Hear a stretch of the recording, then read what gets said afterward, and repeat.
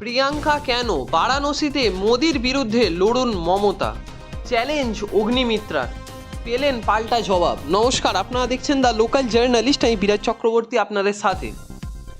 সংবাদ মাধ্যমের মুখোমুখি হয়ে মমতাকে এই চ্যালেঞ্জ ছুড়ে দিলেন অগ্নিমিত্রা। প্রিয়াঙ্কা গান্ধীর বড়রা কেন ক্ষমতা থাকলে নরেন্দ্র মোদীর বিরুদ্ধে বারাণসীতে লড়ে দেখান মমতা বন্দ্যোপাধ্যায়। মন্তব্য বিজেপি বিধায়ক অগ্নিমিত্রা পালের। 2024 সালের লোকসভা নির্বাচনে প্রধানমন্ত্রীর মোকাবেলায় বারাণসীতে প্রতিদ্বন্দ্বী হিসেবে কংগ্রেস প্রিয়াঙ্কার নাম উঠে আসছে। ইন্ডিয়া জোটের বৈঠকে তৃণমূল নেত্রী মমতা তার নাম সুপারিশ করেন বলে খবর। সেই নিয়ে এবার সরাসরি মমতাকে চ্যালেঞ্জ ছুড়ে দিলেন অগ্নিমিত্রা।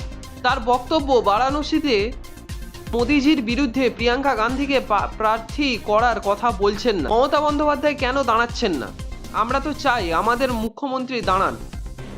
আসন রফা হওয়ার আগে মমতা বন্দ্যোপাধ্যায় ক্ষমতা থাকলে আপনি দাঁড়ান। প্রিয়াঙ্কা গান্ধীকে কেন দাঁড় করাচ্ছেন? আপনি প্রধানমন্ত্রী হতে চান তো? তাহলে প্রধানমন্ত্রীর বিরুদ্ধে লড়ে দেখান, দেখি কত ক্ষমতা। সম্প্রতি দিল্লিতে ইন্ডিয়া জোটের বৈঠকে মমতা বারাণসীতে প্রিয়াঙ্কার নামে সুপারিশ করেন বলে জানা যায়।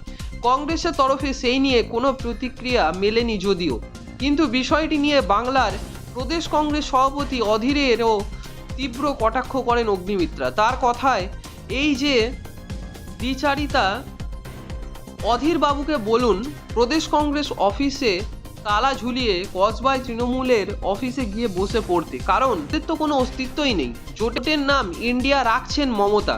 প্রধানমন্ত্রী পদপ্রার্থী কে হবেন তা উনি ঠিক করেছেন। আসন রফায় দিনও বেঁধে দিচ্ছেন মমতা। তাহলে অধীর বাবু, আপনি শুধু চেঁচাবেন তৃণমূলের দুর্নীতি মানা হবে না বলে, আপনাকে আর বিশ্বাস করবে না বাংলার মানুষ। এই বিষয়ে প্রতিক্রিয়া জানিয়েছেন তৃণমূল রাজ্য সহসভাপতি জয়প্রকাশ মজুমদার। তিনি বলেন, মমতা বন্দ্যোপাধ্যায় দাঁড়াবেন, কোথায় দাঁড়াবেন না তা অগ্নিমিত্রা পাল বলে দেবেন। কয়েকদিন আগে যিনি আসানসোল উপনির্বাচনে 3 লক্ষেরও বেশি ভোটে পরাজিত হয়েছেন। ইন্ডিয়া আর এনডিএ অনেক বড় পর্যায়ের রাজনীতি, এইসব নিয়ে মন্তব্য করার যোগ্য হলে মানাবে না বলে জানান। অধীরবাবু 6-7 বার লোকসভায় নির্বাচিত হয়েছেন, লোকসভার বিরোধী দলনেতা। তার সম্পর্কে অগ্নিমিত্রা মন্তব্য করছেন, এতে তার অজ্ঞাত প্রকাশ পাচ্ছে।